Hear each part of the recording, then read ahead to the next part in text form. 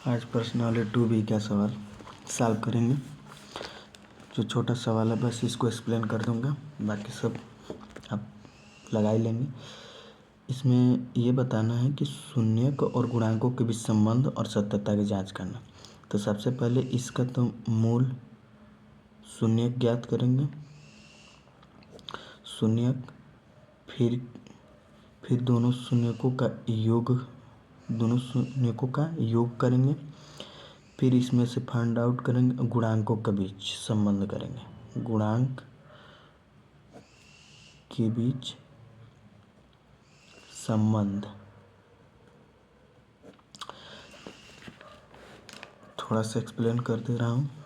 इसमें से u common हो जाएगा और 4u + 8 बच जाएगा। ठीक है, ये गुणनखंड हो गया। अगर इसके दो मूलक होंगे तो ये 0 के बराबर हो जाएगा। और फिर यहाँ से u का मान ज्ञात कर लेंगे। एक u बराबर 0 मिल जाएगा और एक u बराबर 2 मिल जाएगा, -2 मिल जाएगा। तो ये एक अल्फ़ा बराबर 0 हो जाएगा और एक बीटा बराबर -2 हो जाएगा। अब गुणांक फाइंड आउट करेंगे तो गुणांक यहाँ पर कितना हो जाएगा, तो यहाँ पर u² का गुणांक कितना हो गया, 4 हो जाएगा। u का गुणांक कितना हो जाएगा, 8 हो जाएगा। और c का मान जो पता करना है, जो अचर पद होगा, यहाँ पर 0 होगा, क्योंकि आज कोई पद है ही नहीं है। यहाँ पर u² है और u है, यहाँ पर अचर पद ही नहीं है, इसलिए 0 मान लेंगे। अब इसको देखते हैं। इसमें कुछ नहीं करना रहता है, अगर उसमें दिया है यही मानेंगे। यदि इसके मूल हैं, यदि इसके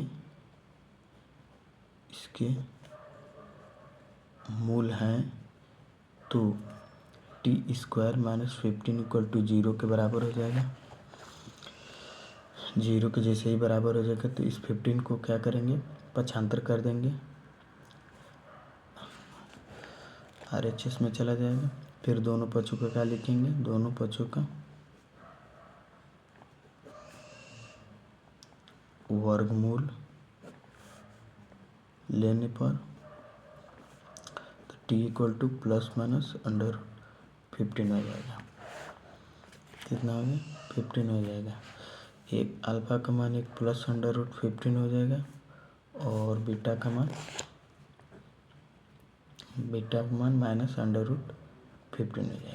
अब बताते हैं तो गुणांक कहाँ से मिलेंगे, तो गुणांक यहाँ से देखिए, यहाँ से t² का गुणांक कितना है, तो यहाँ से 1 मिल जाएगा।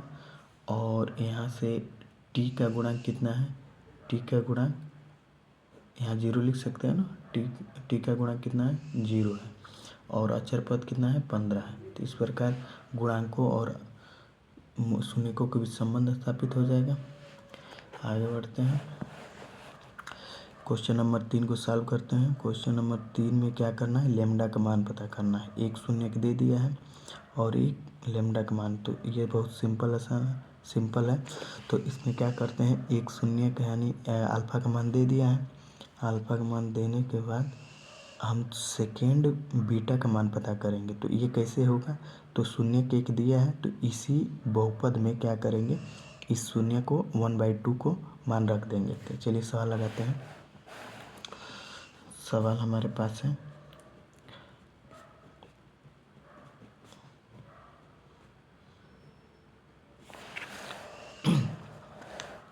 यार हमारे पास सवाल, इस क्वेश्चन में पहले ही बोल दिया है कि एक शून्यक 1/2 दिया, तो उसको मान लेते हैं, माना अल्फ़ा बराबर 1/2 है। तो यहाँ पे लिखना पड़ेगा, यदि अल्फ़ा इस बहुपद का शून्यक मैंने पहले ही बता दिया कि शून्यक मतलब मूल होता है, इसी बहुपद का मूल होता है। मूल होने का मतलब इस उस पूरे बहुपद को शून्य कर देते हैं, उसे शून्यक कहते हैं। तो बहुपद शून्यक है तो हो जाएगा 2x² plus 3x plus lambda equal to 0। तो अब क्या करेंगे, जहाँ जहाँ x है वही अल्फ़ा ही x का मान है, अल्फ़ा ही x का मान है, इसलिए जहाँ जहाँ x है वहाँ पर 1/2 रख देंगे। 2 मल्टीप्लाई 1/2 का पावर 2 प्लस 3 मल्टीप्लाई 1/2 प्लस बराबर 0। यहाँ पर कितना हो जाएगा, यहाँ पर सॉल्व करेंगे,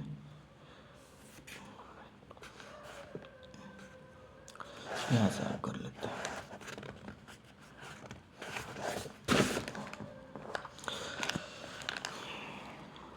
2 मल्टीप्लाई 1/4 हो जाएगा plus 3 multiply 1/2 plus lambda equal to 0। सारे नंबर को हम लोग RHS में भेज देंगे ताकि केवल लेमडा का मान निकालना पड़े। ये हमारे लेमडा हो गया, ये कितना हो गया, इससे कट जाएगा 1/2, यानी इधर गया तो 1/2 माइनस में और माइनस 3/2।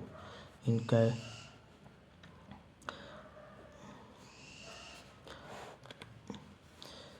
ये इन दोनों का हर समान है, 2 ले लेंगे और -1 -3। ये पहले ही वीडियो में बता चुका हूँ कि ये माइनस माइनस में होते हैं तो नंबर जुड़ जाते हैं और ये साइन वही रहता है। ठीक है, 2 से 2 कट जाएगा, लेमडा इक्वल टू -2। ठीक है, एक मूल एक शून्य का हो गया 1/2 और दूसरा शून्य का हो गया -1/2।